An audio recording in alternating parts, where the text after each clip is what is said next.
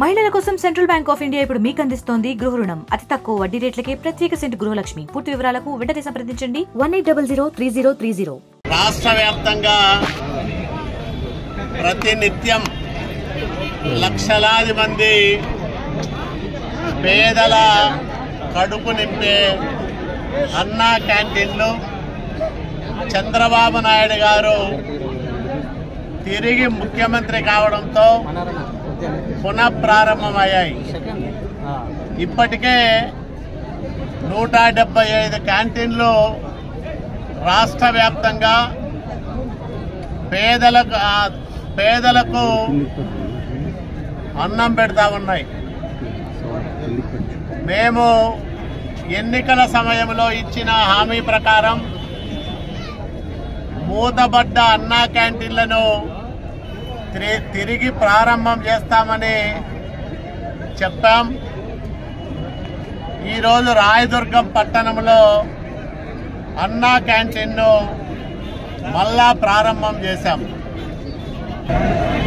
అక్షయ పాత్ర ద్వారా ఆహారం సరఫరా చేయడానికి రాయదుర్గం కొంత దూరంగా ఉంది. కళ్యాణ్ దుర్గం ప్రారంభమైన తర్వాత రెండూ ఒకేసారి ప్రారంభం చేస్తామని చెప్పినప్పటికీ రాయదుర్గంలో పేద ప్రజలకు పట్టెడన్నం పెట్టే అన్నా క్యాంటీన్ సాధ్యమైనంత త్వరగా ప్రారంభం చేయాలనే ఉద్దేశంతో రాష్ట్ర పురపాలక శాఖ మంత్రి నారాయణ గారికి,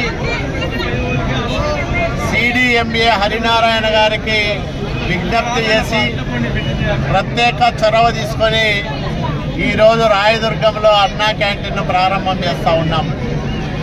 ఇది వైసీపీ నాయకులకు ఒక కనువిప్పు కావాలి. 5 సంవత్సరాలు పేదవాడికి అన్నం పెట్టే అన్నా క్యాంటీన్లను మూసివేసి